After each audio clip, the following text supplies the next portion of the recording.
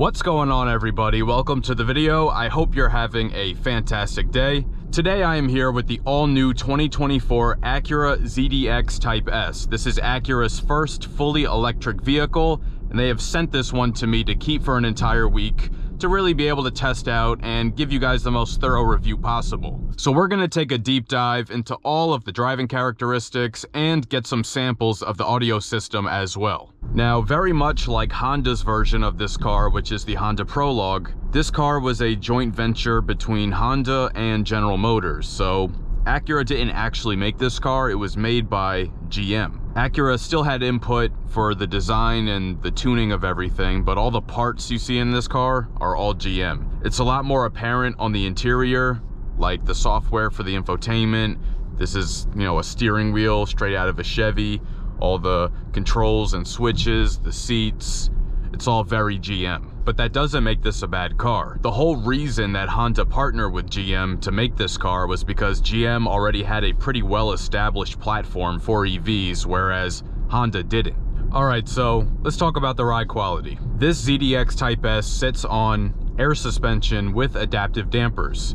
It's similar to the one that's in the Acura MDX Type S, not with the same level of customization, but there is a switch on the side here that you can actually manually adjust the height of the vehicle. But anyway, it's a very smooth ride, and my girlfriend, who is not into cars, she described it as, she called it buttery. I have to say I agree with that. It is kind of buttery. Smaller bumps in the road, it handles really well, but I will say on some like speed bumps and potholes, it does feel a little bit harsh. It doesn't absorb the impact of those harder bumps quite as well. But aside from that, it's an incredibly smooth ride. When you're just riding on like a flat, even surface, it feels very floaty. And it doesn't get too bouncy on the bumps, but you can feel the impact a bit. Now that may or may not have to do with the massive 22-inch wheels that are on this Type S model, but I can't say for sure because I have not driven the A-Spec model with the smaller wheels. Typically, tires with more sidewall can handle impacts better, but this is,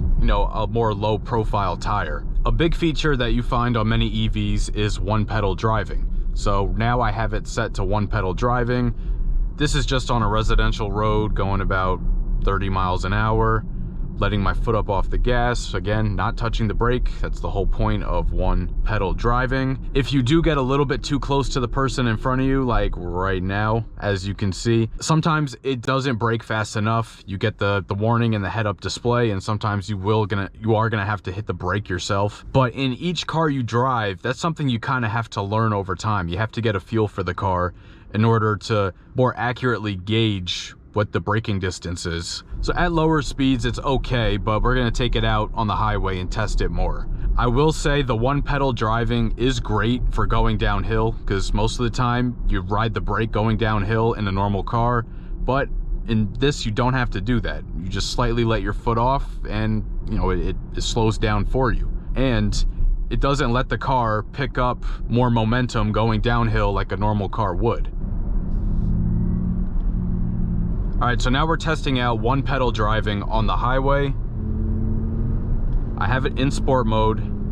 I notice in sport mode, it brakes less aggressively than it does in normal mode. So it does factor in speed to the level of braking that it does, because it would not be a good thing if the car just abruptly slammed the brakes on the highway. But taking my foot off, traffic is slowing down.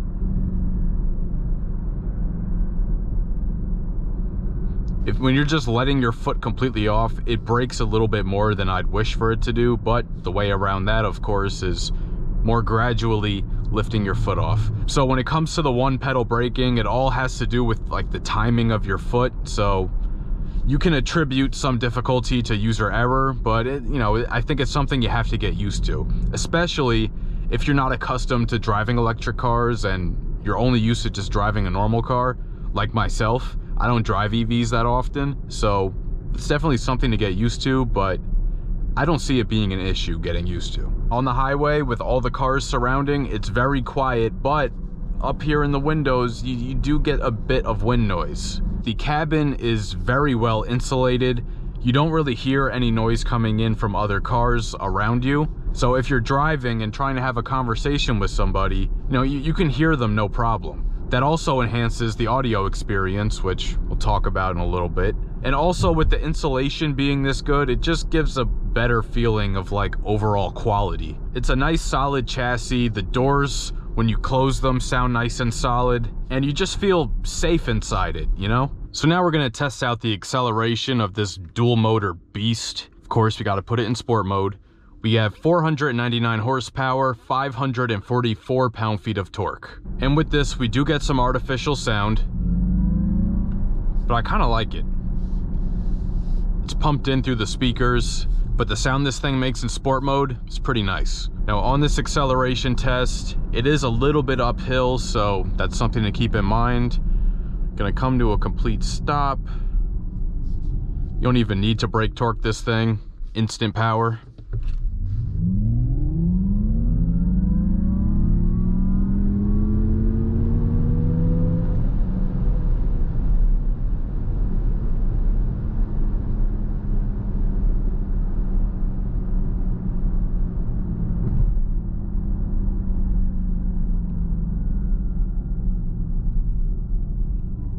Now the official number from Acura is 4.5 seconds for 0 to 60. I'm gonna be honest, it feels quicker. Now of course that is in sport mode. The throttle response is not the same in normal, but it's still quite quick even in normal mode.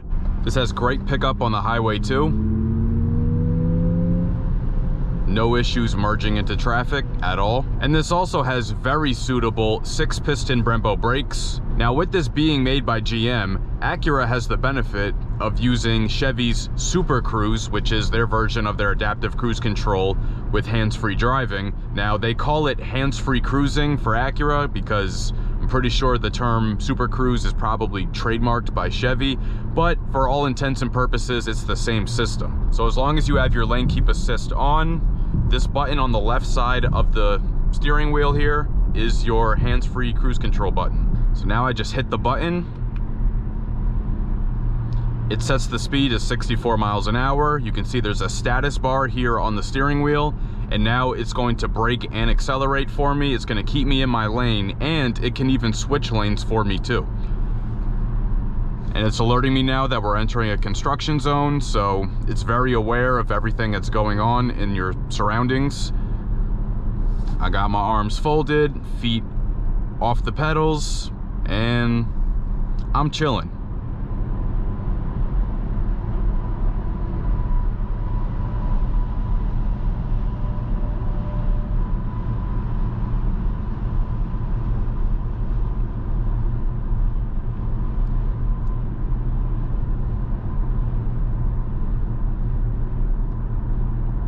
And even on these turns,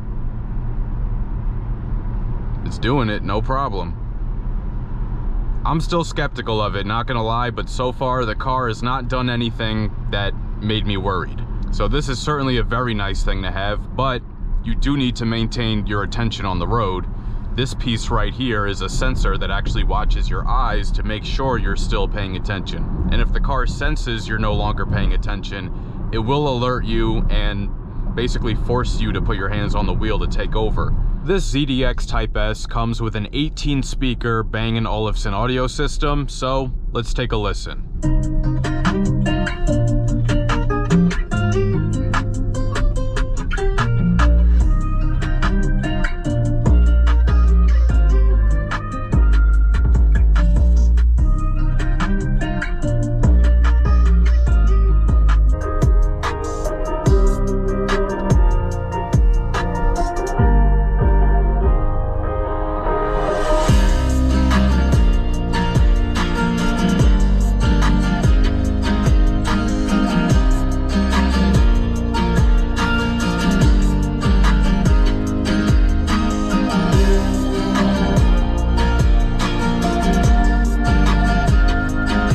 So Acura has recently switched to Bang & Olufsen from their signature ELS Studio 3D audio system.